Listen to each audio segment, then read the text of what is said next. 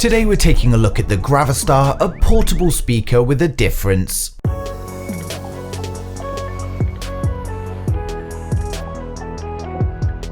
If you're new here and want to stay up to date with the latest tech, please don't forget to hit subscribe followed by the bell.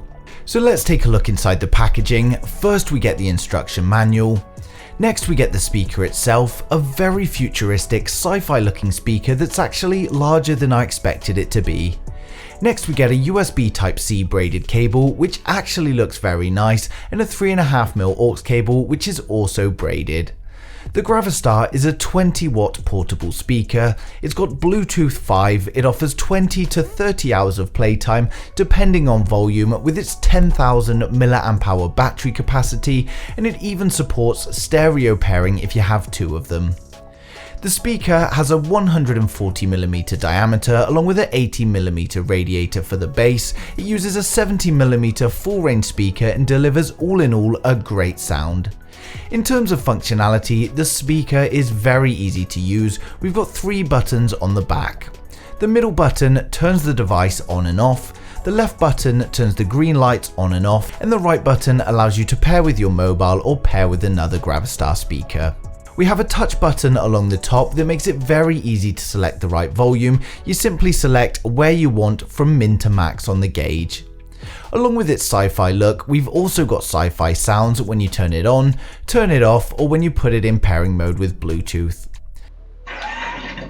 Bluetooth connected. The speaker itself has 3 legs that can be used unfolded or folded, and the legs do a great job at absorbing vibrations from the speakers. Normally, placing a speaker directly on my desk causes a lot of vibrations through it, but on the GravaStar I'm getting nothing at all. I was worried that this speaker could be a bit of a gimmick, but it delivers some great quality audio. It does sound better directly on axis with the speaker, but it actually does a great job at filling the room for just 20 watts. If I point it backwards or to the side, there isn't that much difference in audio. Using Bluetooth 5 gives us great audio quality in a great range. The range is listed as up to 20 meters, and I can happily walk around the house with my phone in my pocket and experience no problems with cutouts. Now let's run through the sound tests. Yeah, oh my god, looking at my squad, they be acting Gucci. You just can't go back and make it right.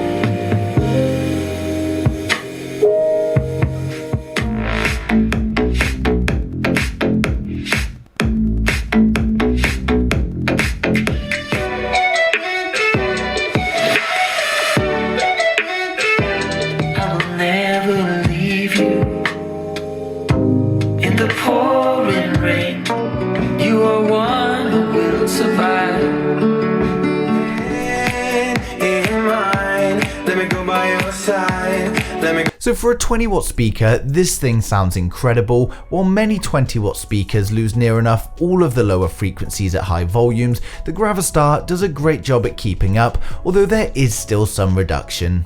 The mids are great and the highs are incredibly clear. I'm very impressed with the amount of bass that comes from the speaker, and this is no doubt helped by its spherical design. The legs are also preventing surface vibrations to deliver the clean audio that we all want. I did try making some minor adjustments in increasing bass levels in my equalizer, and the speaker sounds even better for me. At normal listening volumes, the speaker sounds incredible. At max volume, there is distortion, but this is at volumes louder than I would listen to, and realistically, I would rather have the option to go that loud than have the speaker limited, and let's not forget this is only a 20 watt speaker. Overall though, this is a great portable speaker. Its spherical design really helps deliver great sound, and it's creative that they found such a fitting design to achieve this. Of course, if you're not a sci-fi fan, then this probably isn't going to be suitable for you. The speaker isn't on sale yet, but it's actually an Indiegogo campaign. When it comes to Indiegogo, you're backing a product to get it to market and in turn getting the product cheaper. This is, however, at the end of the campaign. They've already hit their goal and shipped out the first batch of consumer units, so it's a pretty safe backing.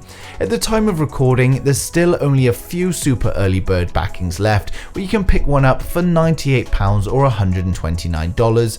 After that, we've got the standard early bird, which is £113 or $149. When the campaign is over and the product goes on sale, the retail price is set as £190 or $249, so that is a fair bit of a saving. But as always, I've placed links to the product down in the description below, and if there is anything I've missed or you've got any questions, please leave them in the comments below and I will get back to you as soon as I can. But thank you for watching the video, and please don't forget to like, share and subscribe to the channel.